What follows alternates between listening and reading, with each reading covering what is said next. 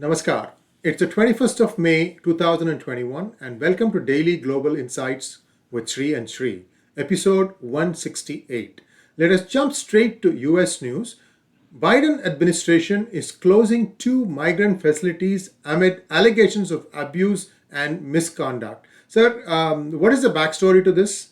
The backstory to this is they have determined that two counties, one in Massachusetts and another one in Georgia. I think it is the Irvine County in Georgia and Bristol in Massachusetts. There's a couple of more counties, but these are the two counties that come where they believe the ICE detention centers have been abused. Children have been smuggled in overnight. There's been selective surgeries, whether we don't know there's organ harvesting, but there's some surgeries. There are all kinds of abuse and activities taking place and misuse of the facilities as part of this whole migrant, immigrant, illegal migrant surge that is going on. So the Department of Homeland Security has come down quite heavily, and they're shutting down the centers. I don't think we have seen the end of the type of activities that have sprung up at many of these detention or shelter facilities, as they call it. Originally, they used to be called detention. Now they're not called detention. They've all become shelter facilities. The abuses seems to be very profound. And AOC and Rashida Tlaib of the squad seek to block US arms sale to Israel amid fighting with Hamas. In fact, there's an update to this. I believe the ceasefire is going to take place almost imminent now. Sir, your thoughts on these two congresswomen?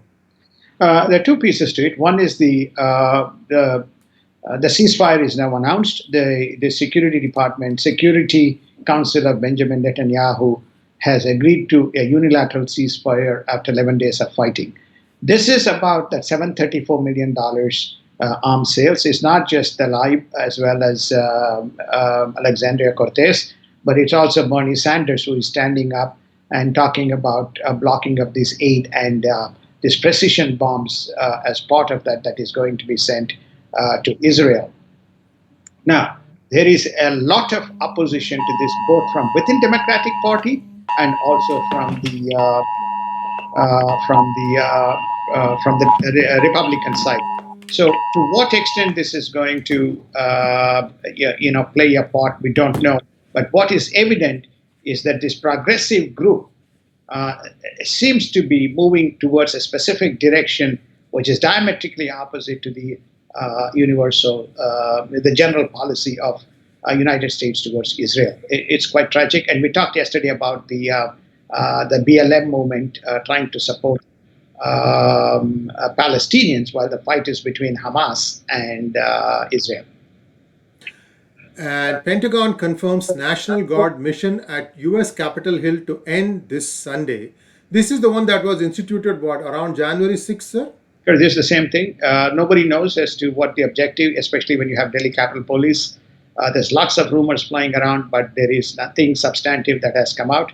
Nancy Pelosi is going to announce, and I think she's running into very heavy water on the commission to inquire January 6th. But the Pentagon is saying there is no role for the National Guards, and the mission ends on Sunday. And a number of states that are dropping federal jobless boost climbs to 22. Yesterday, I think it was 19, wasn't it? Yesterday, it was. We started with 15, moved to 19. Now it's 22. Very soon, we'll be 35. Everybody is saying we don't want to pay for people sitting at home, but we want people to be incentivized to come to work. And House intelligence Republicans point to Wuhan labs as the source of the CCP virus.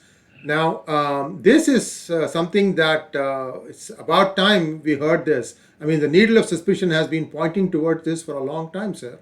It is, and I think there has been a bipartisan investigation that is conducted. That's part of the, when there was the prior administration, the Republicans used to be managing the House Intelligence Committee. Democrats used to be the support members as part of the government. When the Senate changed hands, now it's with the Democrats. And what they're saying is, well, we have a report which says that all evidence points to the University or Department of Virology in Wuhan that has colluded with, that seems to be the origin of this virus. It seems to have escaped from there. And there are also alleged data about the weaponization in terms of collaboration between the PLA and this specific lab. I think it's time they publish this data. WHO has skirted around the issue and made all kinds of inconsistent statements. As you know, as we have reported again, WHO seems to wants to play soft pedal. No one knows as to why, but rather than putting the truth out into the public arena. And several Oregon counties, I think now the number is up to 7, agreed to secede into Idaho. So the way I understand this is each county can vote to whether they want to stay in the current state or move to a neighboring state, as long as there is a land border. Is that correct, sir? Correct. As long as there's a land border, the counties are also entitled, especially when the bifurcation is based on, again, the voting that has taken place. So the 7 counties, it was 5, now it is 7. The 7 counties are rural counties which voted for President Trump. They are by and large agricultural counties. As you know, that most of the agricultural counties have white American population, and there has been discriminatory biases in terms of the dispensation of the loans and the other kinds of stuff. So there is discomfort between the extremely liberal Oregon state model to these counties, which seems to be much more tilted towards the more fiscal conservative type of an approach, and hence they're moving towards Idaho. Sir, in terms of bottom line, Oregon is going to get less of the federal taxes or federal whatever grants you think about. Idaho will get more.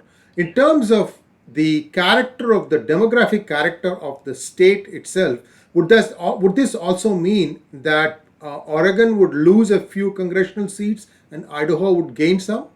Yes, they would as a result. So in other words, red becomes redder, blue becomes deeper blue. So therefore, albeit lesser number of seats being allocated to Oregon relative to more seats being allocated to Idaho. This would have a bearing on the presidential election. We have a new twist coming in 2024, because if more and more states decide to do this, you have a real battle on your hands. We have been saying this for a long time now. I don't remember how many times I've said this in Daily Global Insights episodes, that the rural America is turning solid red, and the urban America, that is the cities of America, are turning solid red. Did I say that right? The other way around. Sorry, solid blue. And therefore the purplization has begun. One goes from blue to red, that also intermediate color is purple, and it's going from red to blue also, the intermediate color is purple. Your thoughts, sir? Well, I think your observations in your assessment is fairly spot on. And what we are beginning to see here is polarization and concentration of symmetric communities which have, what you call very similar ideologies and approaches. That is why you are beginning to see, it doesn't matter which policy you take, whether it is illegal immigration surge, whether it is dispensation of the unemployment benefits, whether it is to do with climate accords, whether it is to do with the new energy policy, whether it is to do with the taxation, whether it is to do with the infrastructure plan they're talking about, whether it is to do with this broad global infrastructure for the broadband. So any of these policies, even education, which is the what you call as the critical theory. When you look at any of these facets, what you're beginning to see is very progressive fragmentation of the division within the United States. We also have to be careful as to what's going to happen to all this illegal. The number is growing. The number is, just this year it's about close to 200,000 or 250,000. They have stopped counting on that. What's going to happen when these people are getting reallocated and they're all being granted house to voting rights and so on? So that's the unknown factor that we need to see, because the marginal difference in some of these states is very insignificant. Sir, they may not be able to get voting rights, sir. They may be able to do it in a different way, but officially they cannot because they have to be citizens of the United States. The burden of proof is a different matter. Let's set that thing aside. I think this is one way to try and counter what I say is democratic version of gerrymandering. You're seeing another version of gerrymandering take place now. So, very, very interesting times ahead for us. And Biden capital gains tax hike proposal faces Democratic headwinds now. So neither the Republicans nor some of the Democrats are happy about these capital gains tax hikes, sir. Well, those who are in the borderline districts where their voting is very marginal, where the difference between the Republican and the Democratic voters is hairline, and there are these vast independents sitting in the center making the final call, you will begin to see there's rumbles in amongst those constituents within the Democratic Party. And thus far, they have been able to weather the storm by galvanizing everybody. But there are certain things that is going to touch the nerve center of many of these what you call the independent, undecided voters. One is taxation. The second is wealth tax. The third is some of the dispensation of the aid programs that is being given, dispensation of the loans. So I think that these are some of the things. And then some of the industrial policies as well as these green policies, which could directly have a bearing, energy policies, which could have direct bearing on the employment within those states. And in Indian news, India's foreign minister says border issues hold up peace with China. Attempts to unilaterally change status quo is not acceptable. So India is also now beginning to push back, at least verbally. So we have to see where this ends, sir. Well, this is at an Asian conference, virtual conference, where almost all major countries within the region are present, and many leaders from these nations are attending this virtual summit. Obviously, the COVID and geopolitical issues which is confronting Asian region, this is one of them.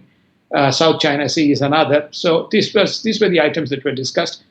Jaishankar, Minister for External Affairs, Honorable Jaishankar, made a very specific and profound comment, which is to say, the biggest issue that we face as far as India is concerned, Asia is concerned, is the hegemony of China. And we have a looming threat, and China doesn't want to meet its obligations, doesn't want to disengage, but unilaterally wants to take positions and steps, which is going to be contested. India is no longer, is just a is a by-lane passenger. It will defend to its last breath the sovereignty of the nation. There's no question of any compromise on that.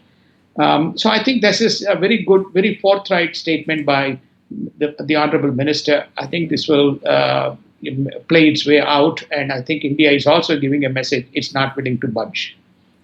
India's IT industry is fighting the COVID-19 without letting business take a hit. Tip our hat to the India's IT industry, sir.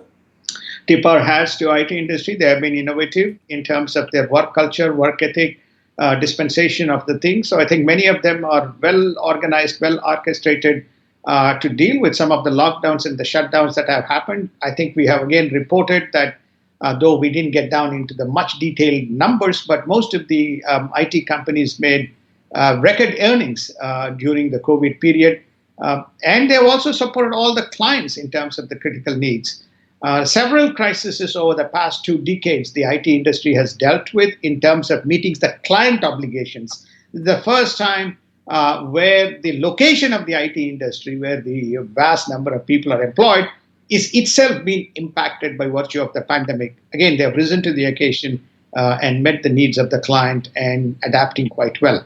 In fact, the point that was made in the United States was that the tech industry, rather than IT, the tech industry must rub off some of its best practices into the other industries so they can also adapt better. This is some of the things that has come out over the past 12 months, and some of these items we have also covered in our Global Insights program.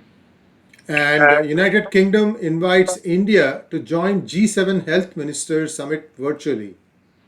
Well, Mr. Boris Johnson and Modi enjoy a very warm relationship.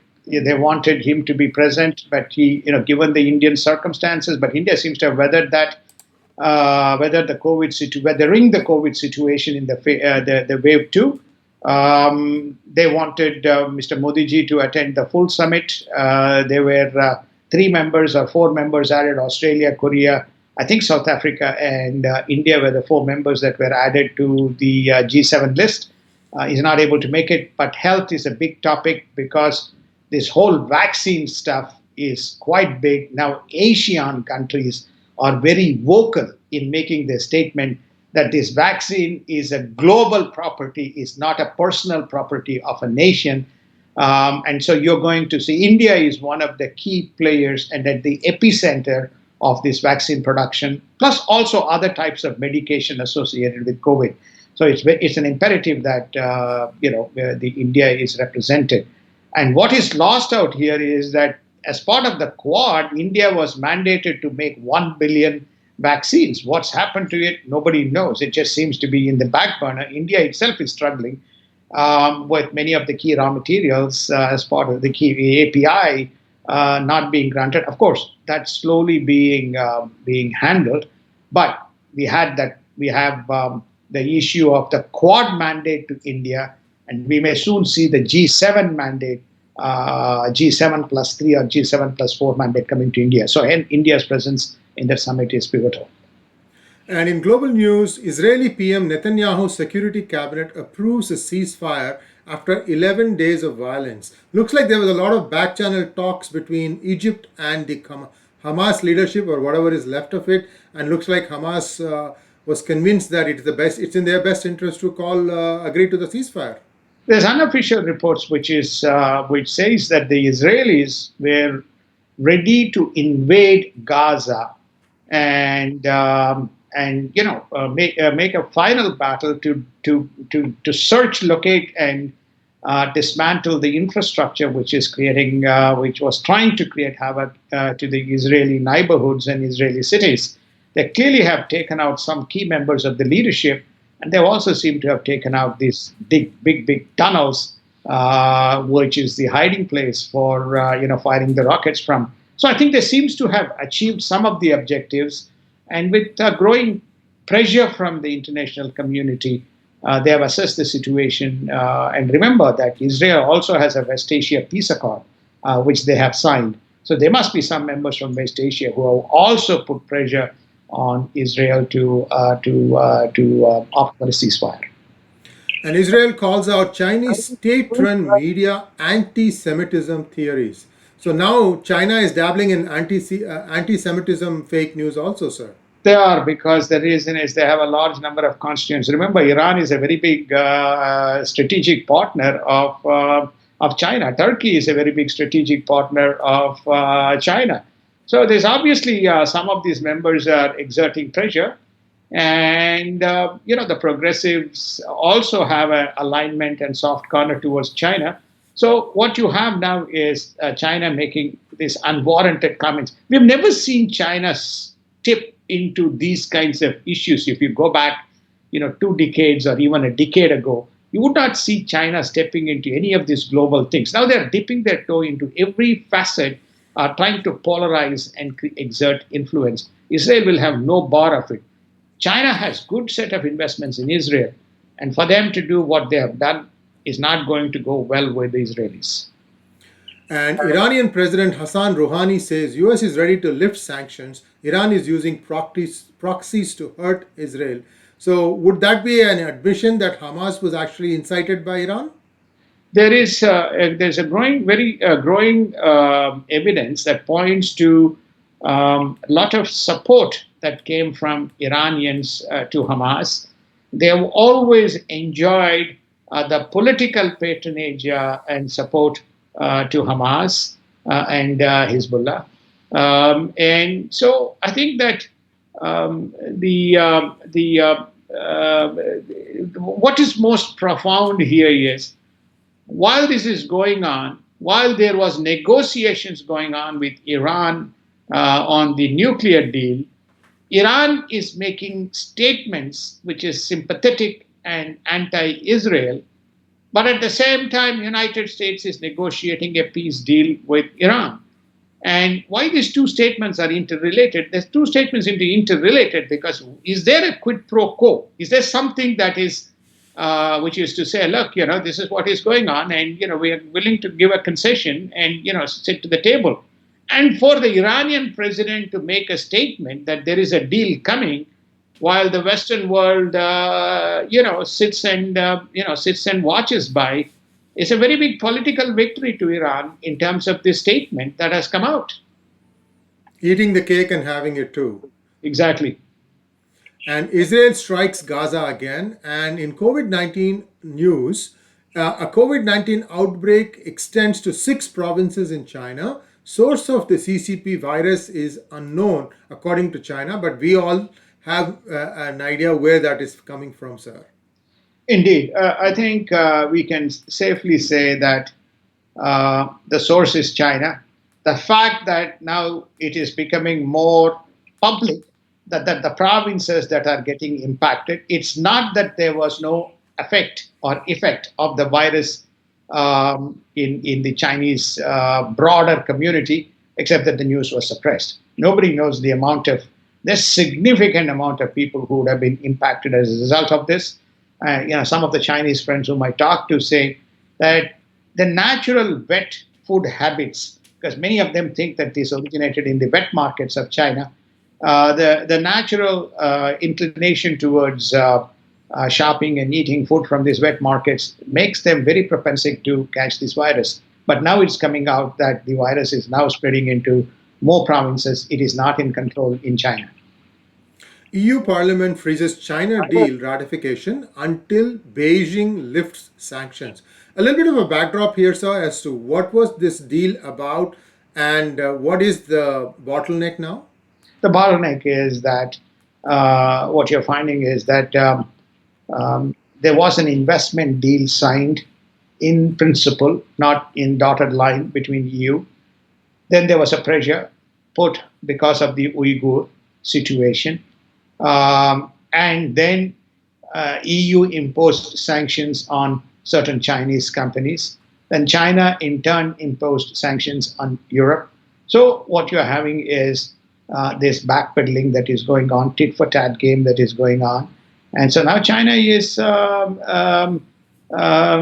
EU is saying that you lift our sanctions, and then we will relook at the investment deal. That is what they're saying.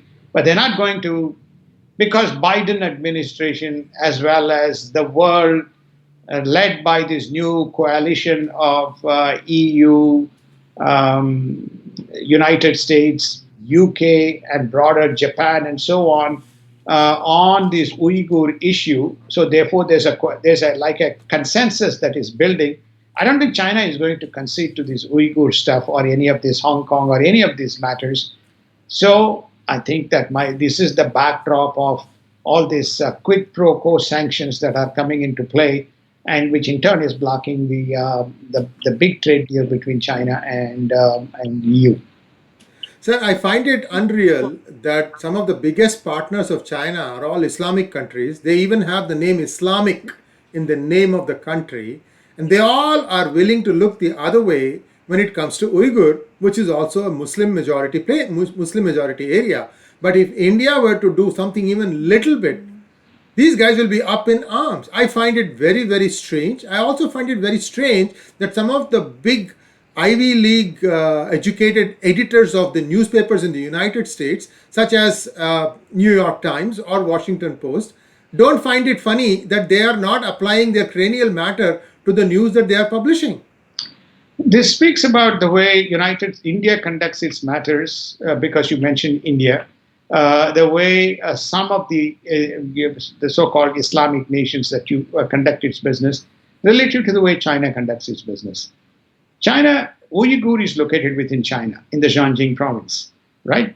So therefore, what you observe now here is that the way China is conducted is, there's no Ivy League professors, there's no Ivy League scholars. These people are all, brutally tortured, suppressed. There's all kinds of things as to what PLA has done in making sure. Some of them even have to, publicly stand up and give up their religion, do things that is anti kind of Islamic faith, etc. Whereas you have in India and some of the nations all these elite scholars. So they occupy important positions in many of these publications. So you find that there is a differentiated approach in terms of dispensing the issue. The issue seems to be relating to the same problem, but the way it is articulated and projected varies depending on how well and how deep seated some of the footprint of people from those regions which are so-called democracy or openness of societies relative to what China does. And China says US ship illegally entered South China Sea Zone. So this is something that has been happening for the past several months, or is this something that is new, sir? 2 days, Taiwan, they went the Taiwan Strait and then they entered the China Sea Zone, South China Sea Zone. So they're saying, hey, you are now inviting trouble, so we may not wait, and next time we'll start firing. So I think that's the rhetoric that the China is unleashing. And Cambodia's Hun Sen says, if I don't rely on China, who will I rely on? I think these guys are also partners of China, if I remember correctly, sir. And what was the context? The context is that this is the ASEAN meet, and people are saying, the Cambodian was asked, hey, there is a unilateral challenge and issue that faces China. What is your view? And their view is, we have capital, investment, support that has come from China. So if I'm not relying on China, who is the person? I'm not getting investment from United States. I'm not getting investment from Singapore. I'm getting money from China. It's very similar to North Korea. North Korea, we support them. It's very similar to some extent to Myanmar, notwithstanding the fact that Myanmar has also got investments from South Korea, has investments from Japan, has investment from Vietnam. So you find that China does have a little bit of a footprint. Russia does have a little bit of a footprint in Myanmar. And India is cautious because Myanmar has collaborated on the border. So you find that these countries where you have what you call moral, intellectual, economic, financial support, those countries tend to align, very similar to the Cold War. So there's no surprise in Cambodia's approach. Cambodia is an historical, communist regime. And now let's look at the markets. Dow climbs 200 points amid US jobless claims dropping to 444,000. That's a new pandemic low. Your thoughts, sir? My thoughts are that they were waiting for some good news. The good news has arrived, and the good news is the unemployment numbers, the jobless claims. The jobless claims is at its lowest, 444, which puts it to around, pretty close to, 4.45%. We rose up to, as high as 14.9 from 3.2. So I think we have come to the lows. The market is saying thumbs up. So from value stocks, the money goes to growth. The gains were led by the tech stocks. There was a rebound of the tech stocks by almost 2%. Coinbase went up by 6%. So there's general dispensation towards that. Okay, everything is back. Inflation still lingers. People have just discounted for it. The 10-year rates is around 1.68%. That also is reflection that there is rising prices, but the market is giving a thumbs up that the economy is trying to get back on the heels. And the millionaire count in 401k and IRA accounts climbs to a record high. This is because all the money that is sloshing about in the system has moved into the stock market, isn't it? They have all allocated high percentage to stocks. There was a lot of cash that was given as well in the last 12 months, continue to be given to people. People don't have, a lot of people spend, how much money you spend on food. Food prices, the food spend on food was tremendous during the course of this. You have seen the online retail sales of the online retailers, and we just talked about most recently Walmart and Target sales. So they had indicated part of the money they would be putting towards savings and investments.